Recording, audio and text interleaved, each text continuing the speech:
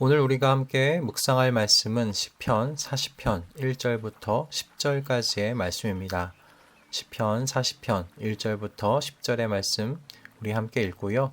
오늘 우리에게 주신 하나님의 은혜를 함께 나누도록 하겠습니다. 내가 간절히 주님을 기다렸더니 주님께서 나를 굽어보시고 나의 울부짖음을 들어주셨네. 주님께서 나를 멸망의 구덩이에서 건져주시고 진흙탕에서 나를 건져주셨네. 내가 반석을 딛고 서게 해주시고 내 걸음을 안전하게 해주셨네. 주님께서 나의 입에 새 노래를 우리 하나님께 드릴 찬송을 담아주셨기에 수많은 사람들이 나를 보고 두려운 마음으로 주님을 의지하네. 주님을 신뢰하여 우상들과 거짓 신들을 섬기지 않는 사람은 복되어라. 주 나의 하나님, 주님께서는 놀라운 일을 많이 하시며 우리 위한 계획을 많이도 세우셨으니 아무도 주님 앞에 이것들을 열거할 수 없습니다. 내가 널리 알리고 전파하려 해도 이루 헤아릴 수도 없이 많습니다.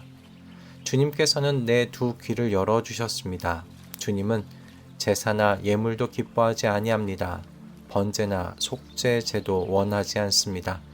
그때 나는 주님께 아뢰었습니다. 나에 관하여 기록한 두루마리 책에 따라 내가 지금 왔습니다. 나의 하나님, 내가 주님의 뜻 행하기를 즐거워합니다. 주님의 법을 제 마음속에 간직하고 있습니다.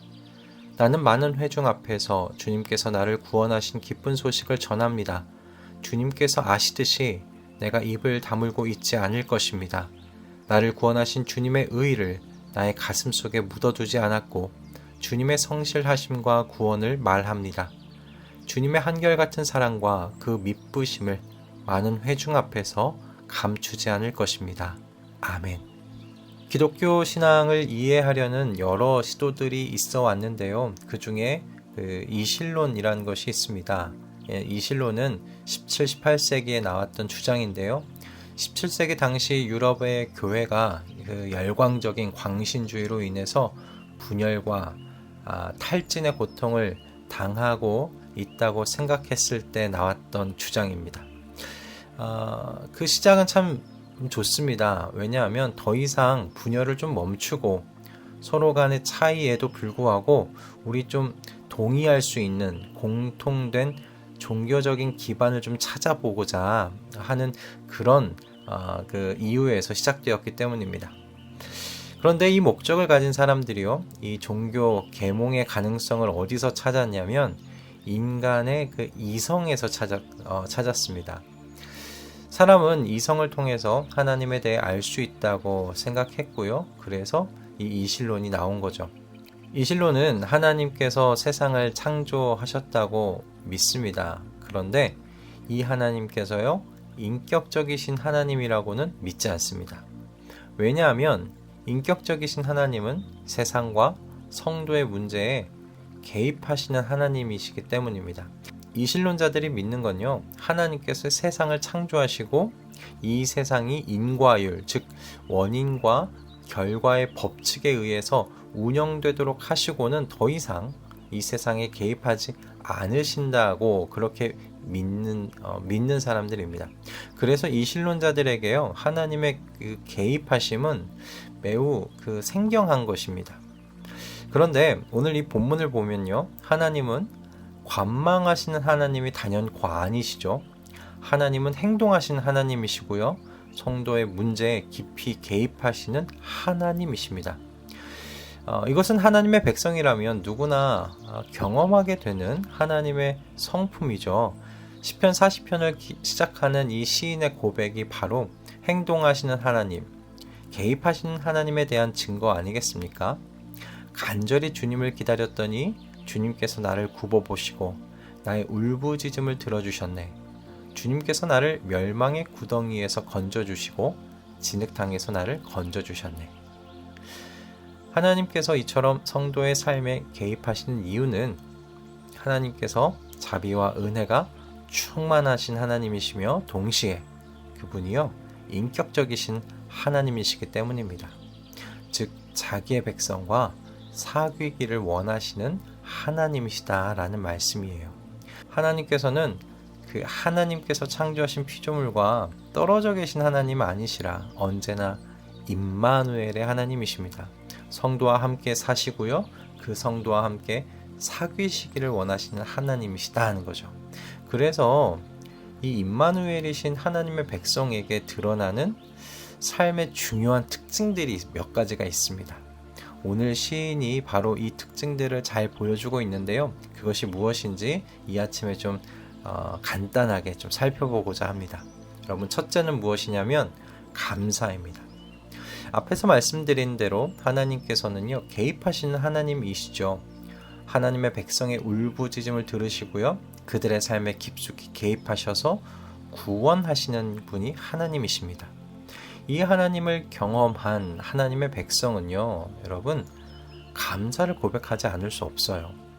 1절과 2절에서 시인이 바로 이 감사의 모습을 보여주고 있는 것 아닙니까? 그래서 여러분, 감사는 임마누엘 하나님 백성의 그 삶의 특징입니다. 다시 말씀드리면 구원받은 백성의 삶에서 나타나는 증거입니다. 시인과 같이 그의 삶의 고통과 고난 속에서 하나님의 개입으로 구원을 받은 것만으로도 여러분 이처럼 감사한다면 오늘날 예수 그리스도의 흘리신 보혈로 인해 영원한 생명을 얻고 하나님의 사랑받는 자녀가 된 우리의 감사는 더더욱 어떠해야 하겠습니까? 우리에게 베푸신 하나님의 구원의 은혜를 생각한다면 모든 일에 감사라는 주님의 이 요구는 무거운 것이 아닐 겁니다. 오히려 저와 여러분의 행복을 위한 하늘 아버지의 배려가 담긴 권면이라고 말할 수 있을 것 같아요. 왜냐하면 하나님의 백성의 삶에서 발견되는 이제 두 번째 특징 때문에 더더욱 그렇습니다. 두 번째 특징이 무엇이냐면 여러분, 찬양입니다. 하나님의 백성에게서 드러나는 중요한 삶의 특징, 바로 찬양이죠. 하나님께서 우리에게 베푸신 여러분 구원의 은혜를 생각하며 모든 일에 감사하라는 주님의 요구는요, 우리 입술에 늘 찬양이 머물게 하시려는 주님의 그 사랑의 마음이시라는 것을 여러분 기억하실 수 있기를 소원합니다. 감사가 마음에서 넘칠 때 성도의 입술은요, 주님을 향한 찬양으로 가득하게 됩니다. 그리고 찬양이 입술에서 나올 때 여러분 성도의 마음은 기쁨으로 넘쳐나죠. 시인은 3절에서 하나님께서 자신의 입술에 새 노래를 주셨다고 말합니다. 이 새 노래가 무엇입니까? 바로 하나님께 드리는 찬송, 찬양입니다. 그리고 그렇게 하나님을 향해 새 노래로 찬양하는 시인으로 인해서요, 사람들이 놀라고 하나님께 다시 돌이키는 일들이 일어났다고 말하고 있지 않습니까? 그러니 여러분, 이 일을 경험하고 있는 시인의 마음이 어떨 것 같습니까? 기쁨으로 충만하지 않겠어요? 여러분, 이처럼 감사의 삶이 이제 찬양의 삶으로 이어지게 되는 것이고요. 여러분, 이와 같은 찬양의 삶은 또 다른 삶으로 이어지게 되는데요. 바로 순종의 삶입니다. 하나님의 백성에게서 드러나는 중요한 삶의 특징이 바로 순종이에요. 오늘 본문 6절과 8절의 말씀을 보면 시인이 한 가지를 깨닫게 되었다는 것을 알 수 있어요. 그것이 무엇입니까? 하나님께서 순종의 삶을 기뻐하신다는 깨달음입니다. 시인이 주님께서 번제나 속죄제를 원하지 않는다는 것을 말하는 이 말씀, 이것은 제사 의식을 부정하는 말씀은 아닙니다.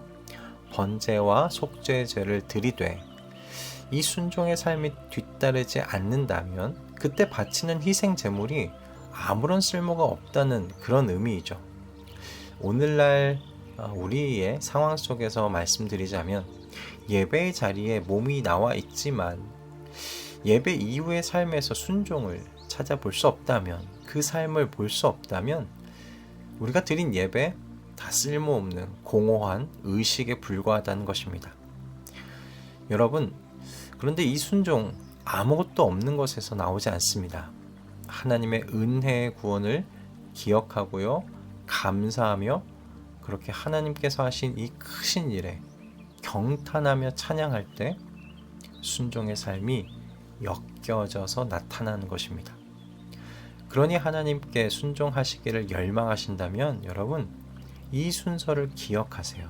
은혜를 기억하고 감사하세요. 그리고 하나님의 하신 일에 경탄하면서 찬양하세요. 그러면 나의 임마누엘 하나님께 순종의 삶을 드리기가 더욱 수월해지실 겁니다. 할렐루야. 자, 그러면 이제 자연스럽게 따라오는 마지막 삶의 특징이 있습니다. 바로 그 무엇이냐면 기도의 삶입니다. 성도가 순종의 삶을 살려는 세상, 여러분 이 세상이요 어떤 세상이냐면 하나님의 말씀에 저항하는 세상입니다. 즉 하나님의 백성이 물살을 거슬러 올라가는 삶을 살아야 하는 세상이라는 말씀입니다. 그래서 기도할 수밖에 없어요.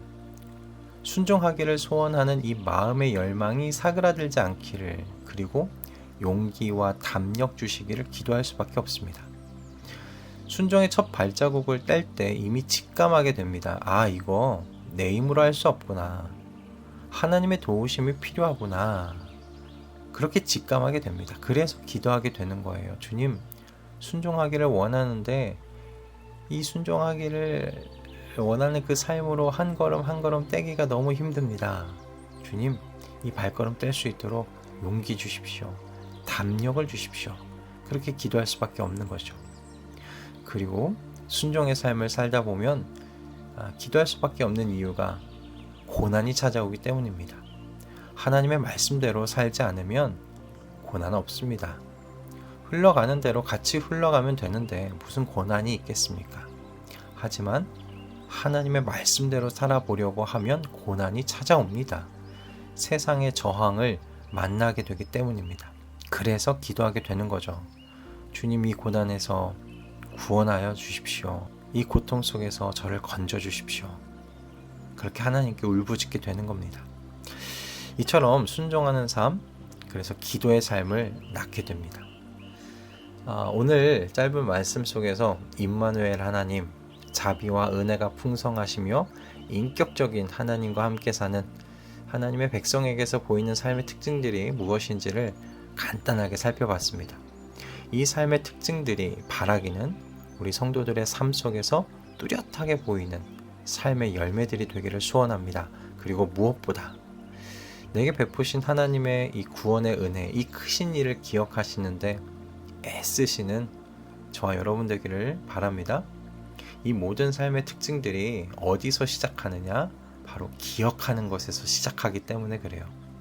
은혜를 잊을 때요, 여러분, 하나님의 백성은 모든 것을 잊은 사람이 되는 겁니다. 하나님의 백성은 기억하는 사람이라는 사실 잊지 마시고 오늘 하루도 하나님의 구원의 은혜를 기억하며 감사와 찬양으로 시작하시기를 주님의 이름으로 축복합니다. 기도하겠습니다. 주님, 금요일 오전에 또 귀한 말씀의 은혜를 베풀어 주셔서 감사합니다. 시인의 노래를 통해 우리의 삶 속에서 나타나야 할 모습들이 무엇인지 살필 수 있도록 기회 주심에 감사드립니다.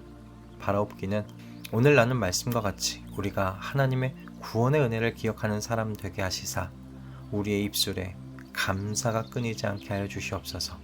그래서 이 감사가 찬양이 되게 하시고 찬양이 순종의 삶을 낳게 하시고 순종의 삶이 기도의 삶을 낳도록 은혜 허락하여 주시옵소서. 그래서 바라는 것은 우리의 삶이 하나님의 영광을 온 세상에 드러내는 빛의 자녀의 삶 되게 하여 주시기를 소원합니다. 주님의 살아계심을 증거하는 증인들이 되도록 은총 내려 주시옵소서. 오늘도 주신 모든 말씀에 감사드리오며 우리 주 예수 그리스도의 이름으로 기도드립니다. 아멘.